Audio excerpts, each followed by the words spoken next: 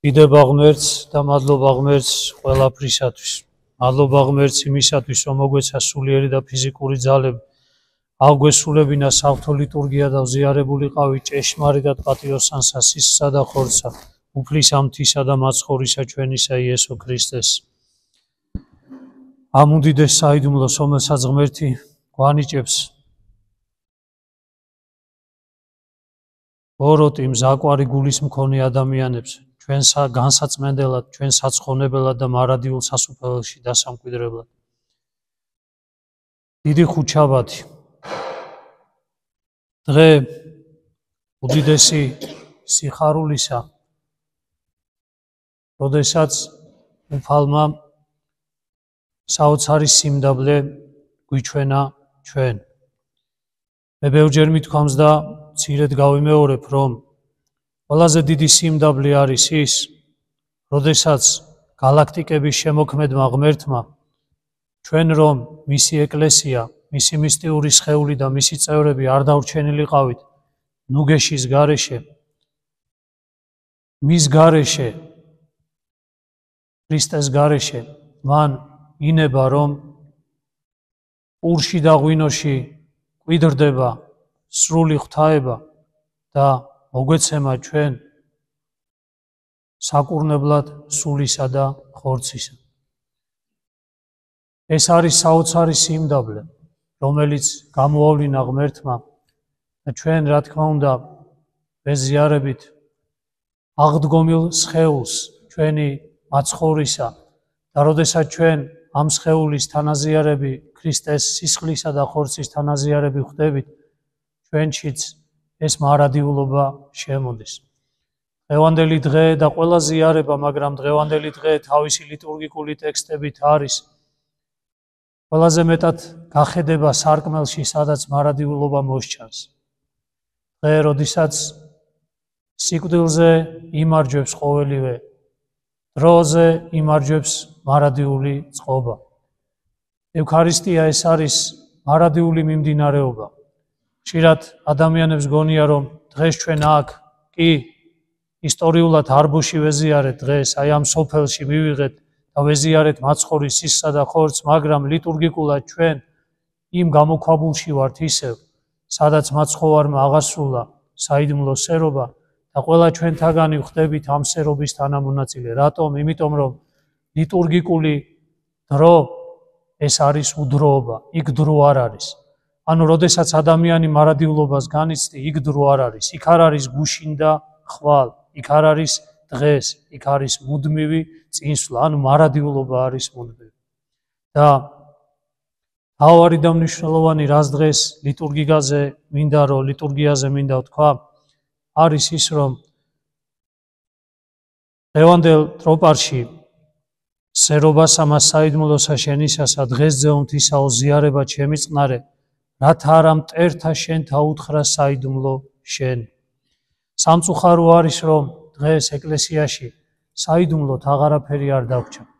თქვენ რომ წარმოიდგინოთ, რაოდენ დიდი საიდუმლო იყო ის, როდესაც ქრისტიანები შეიკრიბებოდნენ ეკლესიად წირვისათვის. ეს გაუგებარი იყო ყველა გარეშე წევრისათვის, ამიტომ წერია, რათა არა საიდუმლო შენი მიუთხრა მე სხვას. და დღევანდელ დღეს რთულია ხოლმე, დღეს ჩვენ იმდენად გავაუბრალოვეთ ეს ყველაფერი. არავინ მიწყენს ალბათ, მაგრამ ჩვენი წირვის ფოტოები, ისეთი ფოტოები იდება ხოლმე ხშირად სოციალურ ქსელში, სადაც მაცხოვრის ტარიგი არის ხოლმე გადაღებული, ბარძიმი და ფეშხუმი, სადაც ისეთი რაღაც არის გამომზიურებული, თან მით უმეტეს იმნაერ სამყაროში, სადაც ათეისტური, სადაც ისეთ სულისკვეთება ჩქებს, რომ აი თითქოს ეს მცნება ირღვევა. რომ ჩვენ აი ეს სივრცე, როდესაც აქ ვიკრიბებით, ეს უნდა იყოს სივრცე ისეთი, რომ აი ჩვენ უნდა გვიხაროდეს, სადღაც უნდა მარტო რჩებოდეთ. აი სადღაც საიდუმლოთ უნდა რჩებოდეს ჩვენი ერთად ყოფნა და ერთად შეკრება, რომ აი ეს გაუგებარი იყოს, ეს დაუნახავი იყოს, ეს აი შეუძლებელი იყოს გარეშე პირმა აი ამაზე უბრალოდ წარმოდგენა შეიქმნას. იმიტომ რომ ხშირად ჩვენ იმდენად ვამდაბლებთ, იმდენად ჩვენივე ცხოვრებით, ჩვენივე წარმოდგენებით საღვთო ლიტურგიაზე ერის წინაშე, რომელიც ჯერ კიდევ ეკლესიის წევრი არ არიან, რომ იმდენად ვამდაბლებთ ამას, რომ ხშირ შემთხვევაში, როგორ გითხრათ, იცით, გულდასაწყვეტია ხოლმე ეს ყოველივე. ამიტომ უნდა შევეცადოთ ჩვენ ლიტურგია იყოს ჩვენი გულების ნაწილი და ლიტურგია იყოს ამ კედლების ნაწილი, სადაც ჩვენ ვიკრიბებით, სადაც ჩვენ ქრისტეს ხვდებით და ვიღაცისთვის ეს საიდუმლოდ უნდა რჩებოდეს. საიდუმლო ამას იმიტომ ქვია, რომ ეს არის ამის სიღრმეს მხოლოდ და მხოლოდ გაიგებს მორწმუნე ადამიანი და ისიც ბოლომდე ვერასოდეს ვერ ჩაწვდება მას. ამიტომ ესე რომ გააკეთო ადამიანმა, ესე რომ მოიქცე ზიარებას, რო ასე მოექცე, ჭირდება სიმდაბლე. სიმდაბლე და შიში ღვთისა. უშიშარი ადამიანი, ადამიანს რომელსაც ღვთის შიში არ აქვს, ადამიანს რომელსაც სიმდაბლე არ აქვს, ადამიანს რომელსაც მორიდება და მოკრძალება არ აქვს, ზოგადად ასეთი ადამიანის სულისკვეთება ყოველთვის მსგავსი არის და მისთვის დაფარული, საიდუმლო, გასაფრთხილებელი თითქოს არაფერი არ არის, ყველაფერი ესე საჯაროდ არის და ადამიანი არის რაღაც ესეთი უხეში ხდება ხშირ შემთხვევაში. ამიტომ ძალიან მნიშვნელოვანია დღევანდელ სახარებაში უფალმა რაოდენ სიმდაბლე გვიჩვენა. ანუ გითხრა, რომ სიმდაბლის გარეშე ლიტურგიაში მონაწილეობა, სიმდაბლის გარეშე ლიტურგიაში ყოფნა და თა ზიარება ქრისტეს სისთან და ხორცთან, ეს არის ძალიან მძიმე ადამიანის ცხოვრებისთვის. მაგიტომ იძახის პავლე მოციქული დღეს თქვა სამოციქულოში, რომ მრავალნი არიან თქვენ შორისო, რომელნიცო ავადმყოფობენო, მრავალნი არიან თქვენ შორისო, რომელთაცო კვდებიან კიდეცო, იმიტომ რომ გულით, რომელი გულითაც ისინი საღვთო ზიარებას მიეახლებიანო, ეს გული არ არის მომზადებული ქრისტეს სისხლისა და ხორცის მისაღებად. ამიტომ ხშირ შემთხვევაში ჩვენ ვფიქრობთ, რომ ცოდვა არის პრობლემა. კი, ცოდვა არის პრობლემა, რომელიც გულს აზიანებს ადამიანისა, მაგრამ ამავე დროს ყველაზე დიდი პრობლემა არის, რომ მიუხედავად ცოდვებისა ადამიანს სინანული არ გააჩნია, ადამიანს თამდაბლობა არ გააჩნია, ადამიანს არ შეუძლია უბრალოდ თავი მოხაროს და კერჩი ცემით ამ რიგში ჩადგეს და თქვას, უფალო, ასეთი ვარ მე, არ ვარ კარგი ადამიანი, არ ვარ კარგი მორწმუნე, არ არის ჩემი გული გამზადებული ზიარებისათვის, მაგრამ მე შენს გარეშე ყოფნა არ შემიძლია და ამ სულისკვეთებით ადამიანი თუ კი იღებს და ეზიარება, მაშინ ეს სიმდაბლე, რომელიც მასში არის, სისხლსა და ხორცს მაცხოვრისას მიმღებელი ადამიანი აუცილებლად შინაგან სიხარულს, შინაგან სიმშვიდეს, შინაგან ძალებს მოიხვეჭავს აუცილებლად, რასაც ჩვენ ყველანი ძალიან ვეძებთ. მინდა ერთი მნიშვნელოვან მომენტზე გავამახვილო ყურადღება, რატომ სიმდაბლე დღეს. როდესაც საიდუმლო სერობაზე, როდესაც ზოგადად პასექზე იკრიბებოდნენ ებრაელთა ერი, იქ აუცილებლად ქირავდნენ ხოლმე მონას. ამ მონას ადამიანს, რომელსაც ფეხებოდა მომსახურებოდა ოჯახს ამ პასექისათვის და მათთვის ფეხები უნდა დაებანა. წარმოიდგინეთ საიდუმლო სერობის დროს მოციქულები 12 მოციქული და მაცხოვარი არის. ეს 12 მოციქული დგანან და ერთმანეთში აქვთ დიალოგი. ერთმანეთში ჯერ გულის თქმა აქვთ შიგნით, რომ ნეტა ვინ არის ის ადამიანი, ფეხები ვინ უნდა დაგვბანოს. ის ადამიანი თითქოს ის იყო ხოლმე ებრაელთა ერისათვის იყო რაღაცა დაკნინებული თითქოს, იმიტომ რომ რაღაცნაირად მას ფულს უხდიდნენ ამის გამო, რომ ფეხები დაებანა და მოციქულებში იმდენი პატივმოყვარეობა არის, რომ არც ერთს არ უნდა ამის გაკეთება. ფიქრობენ, ნეტა ვინ იქნება ის, ვინც ფეხები უნდა დაგვბანოს და როდესაც საიდუმლო სერობის მერე, როდესაც ქრისტემ აზიარა სისხლსა და საკუთარ სისხლსა და ხორცს, ისე იგი მოციქულები, ამ დროსაც კი ამას ფიქრობენ ისინი და წამოდგა მაცხოვარი და თვითონ არდაგი შემოირტყა და დაიწყო მათი ფეხბანა. გაიხსენეთ რა დაფიქრდით უბრალოდ რა საოცარი იქნებოდა, რა განცდა იქნებოდა მოციქულებისთვის, ოდესაც მოძღვარი თვითონ ამას აკეთებდა. ანუ ადამიანი, რომელიც მათთვის იყო აბსოლუტური ავტორიტეტი, ადამიანი, რომელიც მათთვის იყო რაღაც საოცარი, ისე იგი მისთვის ყველაფრის გამკეთებლები იყვნენ, როგორც ამას პეტრე მოციქული იძახდა მერე, რომ სიკვდილისათვის კი წავალთო შენს გამო და ეს ადამიანი, რომელიც ესე აღზევებული ყავდათ სიმაღლეზე და ჭეშმარიტად ეს ასე უნდა ყოფილიყო, მათმა მოძღვარმა გამოიჩინა საოცარი სიმდაბლე და გვითხრა რა, როდესაც ეზიარებით, ზიარებამ აუცილებლად უნდა მოგიტანოთ შინაგანი სიმდაბლე. აცხოვარმა გვანახა, რომ როდესაც ის ნიშანი იმისა, რომ ადამიანი ზიარებას მიახლა და მასში არ ის, ესე რომ ვთქვა, დასასჯელად არ ეზიარა მაცხოვრის სისხლსა და ხორცს, ერთადერთი გამოვლინება არის, თუ კი ადამიანი გახდა თავმდაბალი, თუ კი ადამიანში არის მიტევების უნარი, თუ კი ადამიანს უყვარს ყველა და ყველაფერი, თუ კი ადამიანს ეს შეუძლია, მაშინ ნამდვილად ქრისტე დამკვიდრდა და მისი ზიარება არ არის მხოლოდ და მხოლოდ კბილებით ზიარება და პირობითად მიღება, ისე იგი პურისა და ღვინისა, რომელიც შეიძლება ადამიანისთვის თვალთახილვისთვის ასეც არის ახმადი, იმიტომ რომ ჩვენ ამას უყურებთ. ამიტომ ძალიან მნიშვნელოვანი არის, რომ სიმდაბლე, რატომ სიმდაბლე? აი ახლა ჩვენ საღამოთი აუცილებლად მივდივართ იქამდე, რომ მაცხოვრის ჯვარცმა მოხდება. ამ დროს არის აი ბოროტების თითქოს აღზევება. აქ თითქოს ბოროტი ცდილობს, რომ სიკეთე დაამარცხოს. აქ სიკვდილი ცდილობს, რომ სიცოცხლე დაამარცხოს. აქ სიბნელე ცდილობს თითქოს, რომ სინათლე დაამარცხოს, მაგრამ ვერ დამარცხდება. რატომ ვერ დამარცხდება? ერთადერთი მიზეზის გამო, რომ განკაცებულ ღმერთის საოცარი თვისება არის. ის არის, მას გააჩნია თავმდაბლობა, მას გააჩნია საოცარი მოთმინების უნარი და მას გულში უყვარს ყოველნი და ის მზად არის ნებისმიერ ადამიანს, თუნდაც მის ჯვარცმცემლებს აპატიოს ყოველივე, რასაც მას გაუკეთებენ. თუ კი ჩვენს გულში არის წყენა, თუ კი ჩვენს გულში არის ეს რაღაცა, ისე იგი ხინჯი, რომელიც ჩვენ გვაქვს ზოგადად, ხო, აი ეს რთული იქნება დღეს, აი ამ დღეს, აი ჯვარცმის დღეს, ქრისტეს ჯვართან დგომა. იმიტომ რომ მხოლოდ და მხოლოდ თავმდაბლები, მხოლოდ და მხოლოდ მიმტევებელი ადამიანები დგანან ჯვარცმის წინ და ისინი ცდილობენ, რომ ქრისტეს ერთგულებაში მოკლედ დარჩნენ.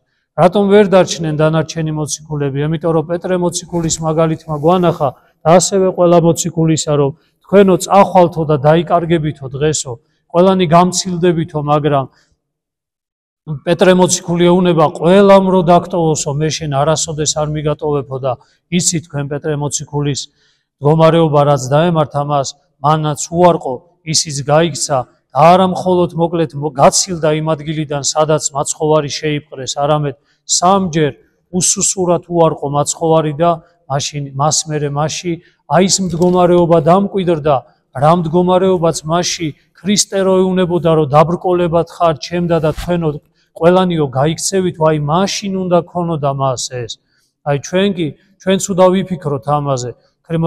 პეტრესავით ხო არა ვარ ჩვენც, რაღაცა გულმოდგინება ხო არა გვაქვს, ვიღაცას ხო არ გონია, რომ აი რაღაცა თუ კი მე ქრისტიანი ვარ, ეკლესიაში ვარ და ესე რაღაცა ჩვენი ესე ვთქვათ მრისხანებითი ნაწილით შეგვიძლია მხოლოდ და მხოლოდ ქრისტეს ჯვრის ძირში დგომა და მისთვის ბრძოლა. არა, დღეს არის, ეს დღეები არის სიმდაბლის, ეს დღეები არის სიმშვიდის, ეს დღეები არის მოწყალების, გულმოწყალების დღეები არის. ეს დღეები არის ერთმანეთის სიყვარულის დღე, რომ ჩავჭიდოთ ყველამ ერთმანეთს ხელი, რომ აი ამ ბოროტის, ისე იგი ბოროტი ძალის, ბოროტის სულისკვეთების, ერთმანეთის მტრობის, ერთმანეთის შურის, ერთმანეთისადმი დაფარული მტრობის ქონა გულში და სიძულვილისა, ეს რომ დაიძლიოს ჩვენში.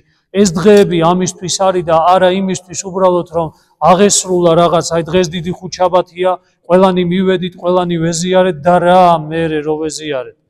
ვეზიარეთ ჩვენ, მაგრამ რა მოხდა ჩვენში? შემოვიდა რაც და მაცხოვრის ჯვართან ჩვენ შეგვიძლია რომ გავყვეთ ახლა უკვე მაცხოვარ ჯვრისკენ? კი, შეიძლება შევუდგეთ ესე თავდახრილები, მაგრამ იცოდეთ გოლგოთამდე ავა მხოლოდ და მხოლოდ ის, ჯვარცმასთან იდგება მხოლოდ და მხოლოდ ის, საკუთარ სიკვდილთან, ესე რომ ვთქვათ, საკუთარ ჯვარცმასთან შეძლებს მიახლებას საცხოვნებლად, საკუთარ სიკვდილთან საცხოვნებლად მოახერხებს მხოლოდ ის, ვისშიც ამ დღეებში იშვება თავმდაბლობა, გულმოწყალება, ადამიანების შენდობა, სიყვარული და ერთმანეთისადმი კეთილი განწყობა. და თუ ესა ვერ მოახერხა ადამიანმა და ეკლესიაში და სამრევლოში ეს ვერ მოხერხდა, ვაი რომ ეს დღეები ჩაივლიან ისე, რომ ჩვენ არანაირ შედეგს არ მოგცემენ. ვაი რომ ეს დღეები და აღდგომის სიხარული არ იქნება განცდილი საკუთარ მოკლედ გულში. მინდა ერთი ცოტა გვერდზე გადავიდე და პრაქტიკული რაღაც გითხრათ, რომ შემდეგი წლისათვის იყოს. ეს ალბათ თქვენ შორისაც ეხება ადამიანებს და მათ შორის მრავალ ადამიანს, რომელიც ჩვენ გვისმენს. შესავალად მინდა გითხრათ ერთი რამ. ერთი სასულიერო პირი ყვებოდა ასეთ რაღაცას. ერთხელ ერთ ადგილას იყო თვითონ და ადამიანები იყვნენ მის გვერდით. და მოვიდა ერთი ადამიანი, რომელიც იყო კითხავი, ანუ გრძნეული და თქვა იქ ესეთი რაღაც, რომ გინდა თო ეხლა აი რაღაცაზე თქვა, რომ აი ესე გავაკეთო, მე გეტყვით რაც იყო მოკლედ. იმ ადგილას იდგა საშინელი თამბაქოს სუნი. ადამიანები იქვე ეწეოდნენ მოკლედ ძალიან საშინელი სუნი იდგა მოკლედ აი ამ ოთახში.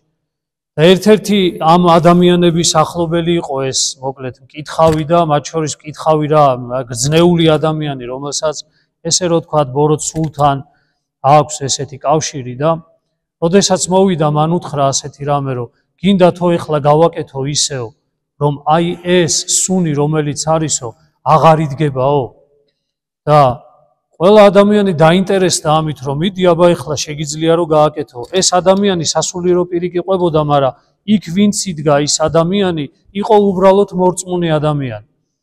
და როდესაც ამან დაიწყო გარკვეულწილად თავისი რაღაცა მოკლედ რიტუალებისა და იმის შესრულება, რომ ამ ადამიანებისთვის ამ ადამიანებზე გარკვეული ზემოქმედება მოეხდინა, ამ ადამიანმა მორწმუნე ადამიანმა თქვა, იმ წუთში დავიწყე იესოს ლოცვა.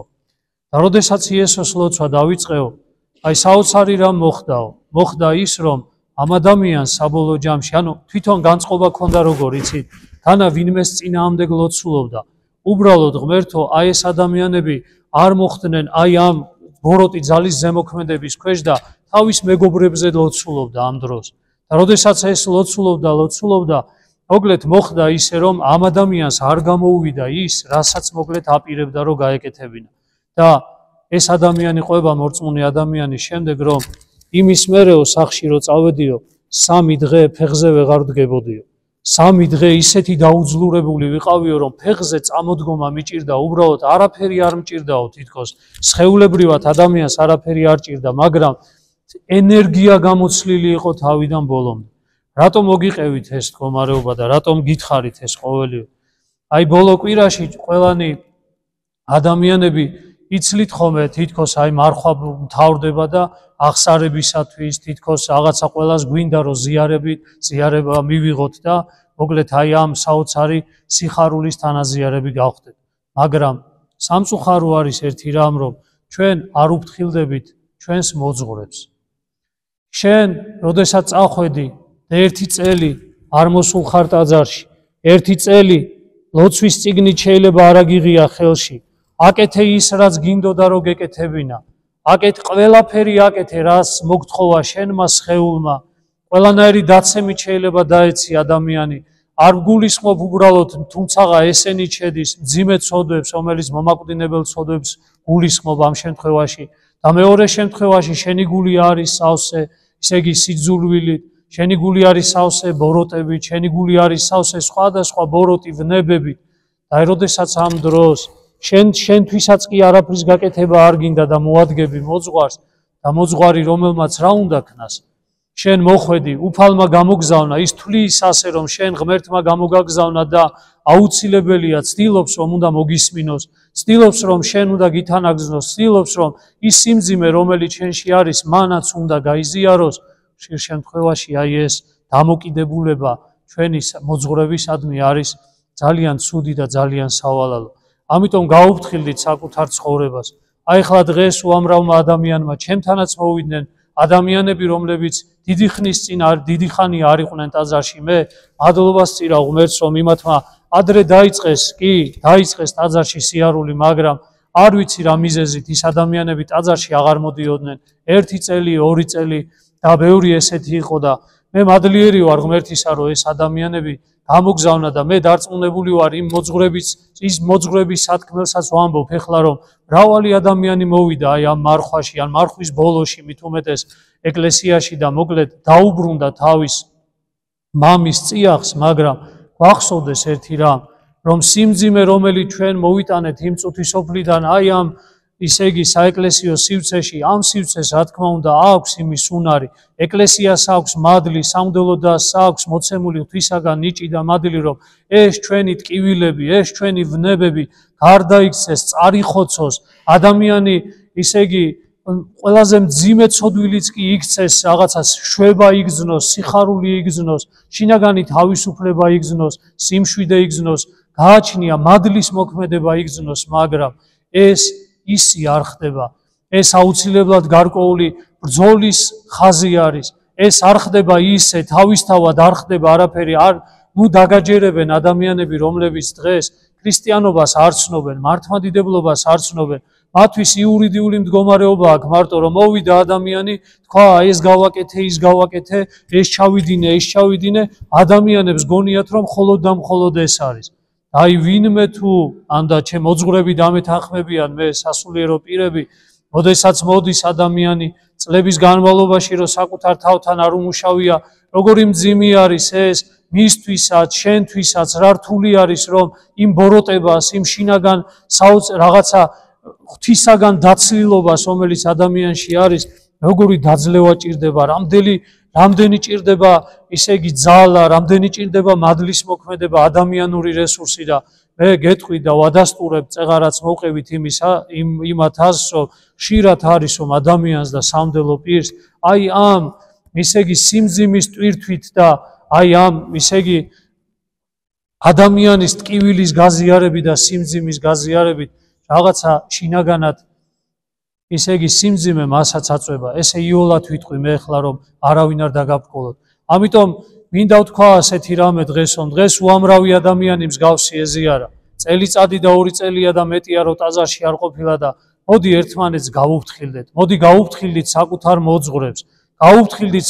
მოძღვრებს და თქვით რომ ჩემი მოსვლა დღეს რა არის რატო მოვედი დღეს ისევ 1 წელი აღარ უდამოვიდე ისევ 2 წელი აღარ უდამოვიდე მაშინ ეს რა გამოდის მოვედი დავყარე ნაგავი დავყარე ჩემი ისე იგი სიმძიმე შევაჩეჩე ეკლესიას ეკლესიის წევრებს შევაჩეჩე მოძღვარ შევაჩეჩე სამრევლოს და გავიხურე კარები დავიფარე ქუდი და წავედი და ისევ დავიწყე იმ საქმეების კეთება რომელიც საქმეებიც მოკლედ მანამდე მიკეთებია და ეს არის ყველაზე საშინელი ეს არის ზუსტად იუდას მდგომარეობა სხვა არაფერი არ გაუკეთებია იუდას თავის წარმოდგენა ჰქონდა ქრისტეზე ქრისტესთან სიახლოვეზე ქრისტესთან ურთიერთობაზე მას თავისი წარმოდგენები ჰქონდა რაც თვითონ უნდა ის უნდა ეკეთებინა და მან ერთიც არ უფიქრია იმაზე რომ უფალო შენ რა გინდა რისთვისაც მე ვაკეთებ ამას შენ გსურს ეს შენ გინდა ის რისთვისაც ვაკეთებ ამას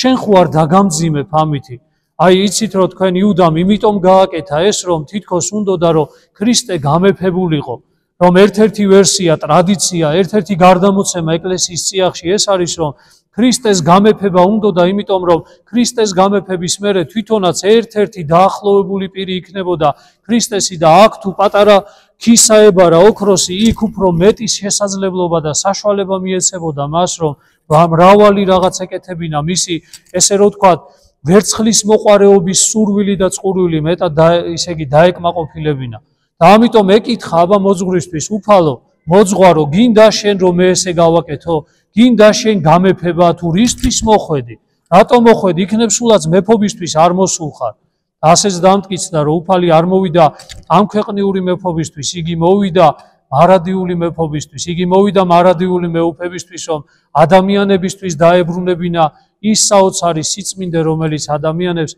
მარადილ ცხოვრებაში გააჩნდათ ვიდრე ისინი დაეცემოდნენ და ამიტომ დღესაც როდესაც მოვედით ჩვენ ყველა ადამიანები რომლებიც დიდი ხანი არ მოსულვარ და თქვენ ყველა კიდე რომლებიც აღსარებაზე მოდიხართ აღსარებას ამბობთ საკუთარ მოძღვრებთან აბა იქნებ იფიქროთ იმაზე რომ ამო მე მინდა რომ შენ გვერდით ვიყვე და დამისვით კითხვა აი ნებისმიერმა თქვენთაგანმა რომ დამისვათ მე კითხვა მამო რა გინდა რითი გინდა რომ ვიყვე შენს გვერდით და შენ რომ მოკლედ ძლიერად იყვე და შენ რომ შეგეხიდო იმ ღვაწლში იმ რაღაცა სულიერ ცხოვრებაში იმ აი საეკლესიო ცხოვრებაში რომელიც აქ არის ერთადერთს გიპასუხებდით უბრალოდ იმაზე რაზეც ვილაპარაკეთ რომ იცხოვრეთ ძალიან გთხოვთ ქრისტიანულად შეეცადეთ, რომ ნაკლები სიმძიმე ატაროთ საკუთარი გული. რომ იმიტომ რომ ეს ჩვენ ყველათაგანის გასაზიარებელი ხდება. არა მხოლოდ საკუთარი მოძღვრისა, არამედ ჩვენი ყველასი ერთიანად სამრევლოსი. იმიტომ რომ ერთი ადამიანის თქვენ თუ გონიათ, აი თუ კუთხეში რო იდგეს ერთი ადამიანი, რომელსაც გარკვეული სიძულვილი, განკითხვა, შინაგანი ბოროტება აქვს, ნუ გონიათ, რომ ის სამრევლოში, ის ადამიანი, რომელიც სამრევლოში არის, ეს სამრევლოზე არ მოქმედებს. და მით უმეტეს მოძღვარზე. ოდესაც მოდის ადამიანი და აი ამ ყველაფერზე გესაუბრება, რომ ადამიანს ისე იგი ამპარტავნება, სიძულვილი, სხვა ადამიანისადმი მტრული დამოკიდებულება აქვს. ეს არის რა გითხრათ, იცი, აი, ოდესაც ესთან გრძელდება თვეების, წლების განმავლობაში და ადამიანები არ იცვლებიან, აი როგორ რაღაცას გავს, იცით?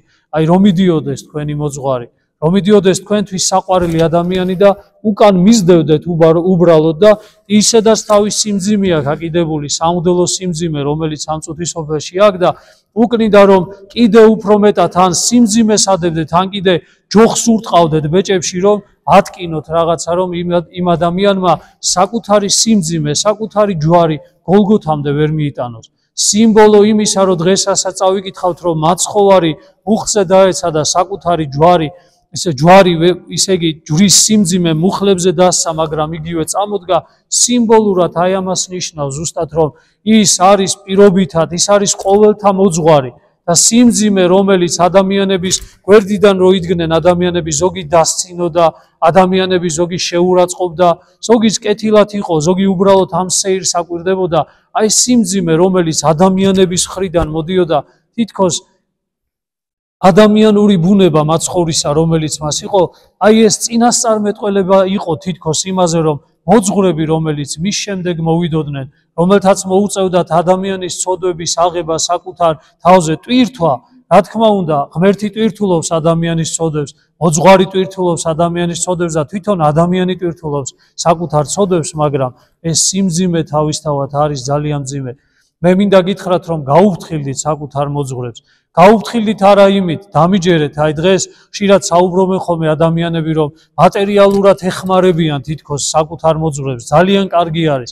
ეს აუცილებელიც არის, რომ მოძღვარს ეხმარებოდე ყველანაირად, მაგრამ პირველ რიგში, აი ხლა მე ვინმე რომ მითხრას, რომ ერთი წელიწადი აღარ მოვალ, აი პირობითად რო ავიღოთ, ერთი წელიწადი მამაო ვეღარ მოვალ, მაგრამ აი მოკლედ ყოველ წელიწადს რაღაცა მოკლედ მატერიალურად დაგეხმარებით.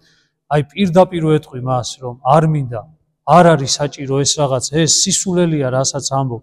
თავარი რა არის, საკუთარ სულს გაუფრთხილდი, საკუთარი სული არ დაიზიანო, საკუთარი თავი არ დაამძიმო, რომ ჯოჯოხეთის გზაზე არიარო ადამიანმა, არამედ სასუფევრის გზაზე მოკლედ რო შეძლო სიარული. ამიტომ დღევანდელ დღეს აღდგომამდე აი ეს სიმდაბლე გავიაზროთ, ძალიან გთხოვთ ყველამ. დავფიქრდეთ ყველამ, რომ ჩვენი თავი მარტო არ გვეკუთვნის, ჩვენ ქრისტესნი ვართ, ჩვენ სამრევლოს წევრები ვართ, ჩვენ საკუთარი მოძღვრის, ესე რომ ვთქვათ, სულიერ შვილს ვერ იტყვი, მაგრამ ამხსარებლები ვართ, იმიტომ რომ სულიერ შვილსა და მოძღვარ შორის ურთიერთობა, სულიერ შვილსა და სულიერ მამას შორის ურთიერთობა, ეს ძალიან დიდი ხნის ამბავი უნდა იყოს, რომ ადამიანები მართლა სულით დაემსგავსონ ერთმანეთს. იყვნენ მამები, რომელთაც ერთი ან ორი სულიერი შვილი ყავდათ და მეტი არა, ამხსარებელი ბევრი, მაგრამ სულიერი შვილი რამოდენიმე, შეიძლება ისინი ვინც ემსგავსებოდნენ და ანუ სახარებაში შობა ხდებოდა მოძღვრის მიერ ამ ადამიანებისა, თითქოს აი რო შეხედავ ხოლმე მე მინახავს ასეთი ადამიანები, დღეს მოძღვრები არიან. როგორ გვანან საკუთარ მოძღვრებს მიხრაში, მოხრაში, ლოცვაში, ცხოვრების ისე იგი სულიერი ცხოვრებაში, როგორათაც ისინი უდგებიან სხვადასხვა საკითხებს. ამიტომ ძალიან გთხოვთ, დღევანდელი დღე იყოს ამისა, სიმდაბლისა, გულმოწყალებისა, ერთმანეთის შენდობისა, ერთმანეთის პატიებისა, იმიტომ რომ ჯვარცმასთან უმივალ სხვანაირად, იმიტომ რომ ამ დროს მოკლედ ბოროტი ცდილობს, რომ ზუსტად ადამიანებში ეს ჩანერგოს, სიბოროტე ჩანერგოს და ჩვენ კიდე ამისგან უნდა შევეცადოთ, რომ მოკლედ თავისთავად თავისუფლები ვიყვეთ. ღმერთმა მოგცეს ამის ძალა. პირველი რა, რომ ლიტურგიას და ზიარებას საიდუმლოებითად ვიღებდეთ მას. დავტოვოთ ხალხო ისეთი რამ, რაც სხვისთვის არ იქნება სათქმელი. დავტოვოთ ისეთი რამე, აი, როგორიც რომ შევიკრიბებით ლიტურგიაზე, ჩვენთვის ქრისტესთან ზიარებით, აი, ხშირად ჩვენ ვსდებთ ხოლმე ახლა რაღაცა წირვას, ოდესაც ვატარებთ, ფოტოებს ვსდებთ, იმას ვსდებთ, ამას ვსდებთ, მაგრამ მე მინდა ვთქვა, რომ კარგია, ძალიან მომწონს მე სხვათა შორის, აი, ჩვენი ძმები არიან, ჩვენი, ისე იგი, ახლო სამრევლო არის მამა თეოდორე გიგნაძის სამრევლო და აი ძალიან მომწონს ხოლმე ისინიც კი თქვათ რაღაცნაირად დებენ თავის სახურებას, მაგრამ 2-3 ფოტო იდება სულ რაღაცა გარკვევით, რომ ლიტურგია ჩატარდა და თავისთავად. ამიტომ მე მინდა აი დღევანდელ დღეს ვფიქრობდი, რომ რას ნიშნავს სიტყვები ანუ საიდუმლო არ უთხრა სხვას, ანუ არ გასცე საიდუმლო ადამიანმა და აქ გასაცემი რა არის? არაფერი საიდუმლო გასაცემი არ არის აქ, აქ ცუც არავინ არაფერს არ აკეთებს, მაგრამ აი საიდუმლოა, როდესაც მე და ღმერთი ანუ ქრისტეს სისა და ხორცს ვეზიარე და ეს განცდა და განწყობა, აი ეს სულისკვეთება, რომელიც ამ დროს ტაძარში არის, ამას მოფრთხილება ჭირდება და ამას უცხო ბოროტი თვალისაგან მოკლედ გაფრთხილება და დაცვა ჭირდება. ასევე როგორც გითხარით, სიმდაბლე მეორე უნდა ვისწავლოთ, რომ უნდა შეგვეძლოს ჩვენ ერთმანეთის აი გაგებით, ანუ ფეხის დაბანაც კი ბევრჯერ მithქვამს და ანუ არ ეწყინება დღეს ვიტყვით, ოჯახი ჩვენი სამრევლოში არის ის ოჯახი, რომელთაც ზუსტად აი ეს მცნება განახორციელეს ერთხელ და ჩვენ ამდენი სტუმარი მივედით 2 სამუდელო პირი და მისმა მოკლედ ოჯახის უფროსმა ესე სათითაოდ მოგვემსახურა ყველას და მოგვიტანა სათითაოდ თბილი წყალი, შესამშრალებელი მოკლედ და ესე ბავშვებიც იყვნენ ჩვენთან ერთად და ოჯახის უფროსმა ესეთი მაგალითი დადო. აი ესეთი სტუმართმოყვარეობაა, ბიბლიური სტუმართმოყვარეობა და ასეთი სტუმართმოყვარეობა იცოდა ქართველმა ადამიანმა. რატო იცოდა? განა ტრადიციას ინახავდა მხოლოდ, არამედ სულით იყო ასეთი ის ადამიანი, სულით და ხორცით იყო ასეთი ადამიანი და როდესაც ვინმე მოვიდოდა ზუსტად ასე ეპყრობოდა, მაგრამ დღევანდელ სეკულარულ სამყაროში, სადაც აი ისე იგი ამპარტავნება, ეგოიზმი, ვითომ ინტელექტუალური განვითარება ადამიანებისა, ტექნოლოგიური პროგრესმა, თითქოს ესენი ყველაფერი ჩააგდო იმაში, რომ ესენი უკვე ჩამორჩენილობად ითვლება. სამუდელო პირები მათ შორის, აი მე ბევრის ლექსიკონი მომისმენია რაღაცა, აი ამ საკითხებზე, როდესაც საუბრობ, ხო, ნეტა შენ ისე იგი რეებს მიედ მოედები, გეტყვიან, ეხა ამას წინათ იყო რაღაცა ის მინდა პირდაპირაც გითხრათ, რომ რა რთული არის ადამიანებს რაღაცას რო წაართმევ. და რა წაართვი, ამას წინათ მკითხეს უბრალოდ ტელევიზიამ, რომ აი ეს ჭია კოკონობა რო არის ხოლმე. ამასთან დაკავშირებით, რომ რა არის ეს ყველოელიო და რაღაცა მცირეოდენი განმარტება თან ტკივნეულად რო არ მithქვია ეს, ისე თქვი და ნეტა გენახათ, ეს ერთი რამე გქონდა და ესეც უნდა წაგვართვათ. გეგონება ახლა ცეცხლის დანთებას ართმევს ვინმე. რავი, მე მახსოვს ახლა ვინმე თუ თქვენც ხო გახსოვთ, რას გაყვირებდნენ? მე მაგალითად ძალიან საშინელ რაღაცას მაყვირებდნენ ხოლმე.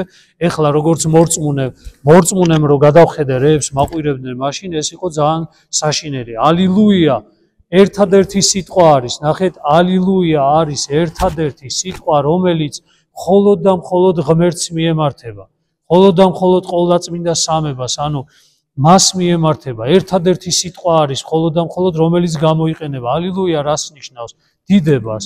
მაგრამ ხო არის ახლა ჩვენ შეგვიძლია ვთქვათ ხოლმე, რომ იტყვიან ხოლმე ადამიანები, რომ დიდება ჩვენს პატრიარქს, დიდება იმას. ანუ არის ხოლმე ადამიანის მიმართაც გამოითქმევა ხოლმე ეს, მაგრამ აი ალილუია რასაც ნიშნავს, ალელუია.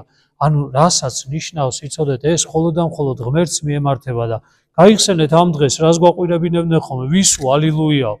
ანუ აი ესე გვაყვირებინებდნენ ხოლმე და წარმოიდგინეთ ახლა რა მდგომარეობაა, რომ განსაზღვროთ. ამ დროს როგორც გითხარით, ეს კვირა არის როგორ იცი, ბოროტებისა და სიკეთის, სიბნელისა და სინათლის, მოკლედ ტყუილისა და მართლის ბრძოლა არის და ვის მხარეს გვაყენებდნენ?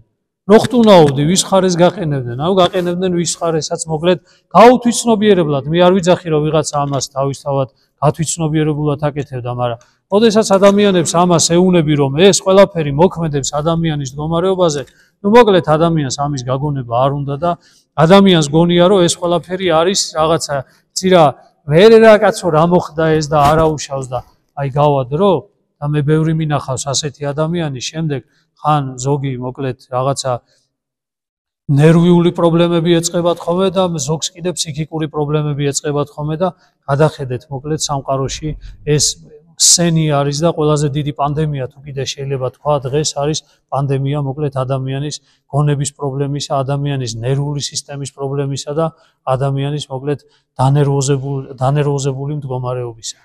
მოკლედ ღმერთმა ძალა მოგცეს ჩვენ რაც არ უნდა გარეთ ილაპარაკონ, რაც არ უნდა გარეთ ისინი მსჯელობენ თავისი გადმოსახედიდან, თავისი ისე იგი ცნობიერებიდან და ჩვენი უნდა ვთქვათ, ჩვენს ამიტომ ვიძახი აი ეს საიდუმლოება უნდა გქონდეს, ამიტომ ვიძახი რაღაცა ჩვენი უნდა გქონდეს, ჩვენ უნდა ვიზრდებოდეთ სულიერი ცხოვრები და სულიერი ხედვა უნდა გქონდეს ადამიანებისას და მოვლენებისაც. მოკლედ ღმერთმა საკურნებლად სულისა და ხორცისა ვიქციოს ყველას დღევანდელი ზიარება და ღმერთმა ერთგული გვამყოფოს იმ ცნებებისა და იმ სულისკვეთებისა, რომელიც დღევანდელ დღეს უნდა გააჩნდეს ქრისტიან ადამიანს. ეს არის სიყვარული, ეს არის თამდაბლობა, ეს არის მიტევების და გულმოწყალების უნარი და ეს არის შინაგანი საოცარი სიმშვიდის უნარი, რომელიც ქრისტიან ადამიანს დღეს უნდა გააჩნდეს.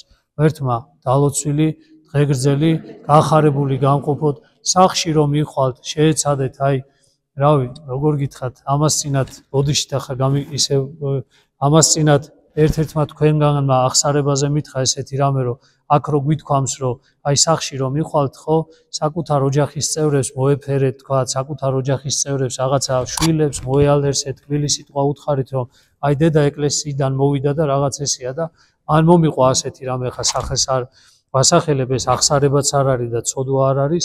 მომიყვა ასეთი რამე, რომ სახლში რომ მისულა, ხო, რაღაცა ისეთი მდგომარეობა დახვდა, რომ რაც თვითონ არ მოსწონს ხოლმე, როგორც ისე იგი თავის ოჯახის წევრები, რაღაც ისე იყვნენ და მოკლედ ყველას რო ეგონა, რომ ისე იგი ან გაბრაზდებოდა და ან რაღაცა საყვედურს ეთყოდა, მოკლედ მისულა და ისე იგი თავისი მეუღლისთვისაც და თავისი შვილისთვისაც მოხვევია და მოკლედ უკოცნია და უთქვია, რომ აბა რამე ხო არ გჭირდებათ, როგორ არის და მოკლედ მას მერეო ისე იგი საოცარი რაღაცა მათ აი საოცარი შინაგანი მდგომარეობა განიცადესო და გაკვირვებულები იყვნენ და მას მერე როდესაც ტაძარში მოდივარ ესე მეუნებიან წადი სუიარე ტაძარშიო ისე იგი და მე დარწმუნებული ვარ იმაში რომ ხვალდაზე მე დარწმუნებული ვარ იმაში რომ აი ამ ადამიანის ესეთ მას ქმედებამ და თუ ეს ქმედება გაგრძელდება და თუ ეს ადამიანები დაინახავენ ამ საოცარ სიკეთეს მე მჯერა ამ წამს რომ ოდესღაც აი ისინი ჩიამოაღებენ აი ამ კარს რომელსაც მოკლედ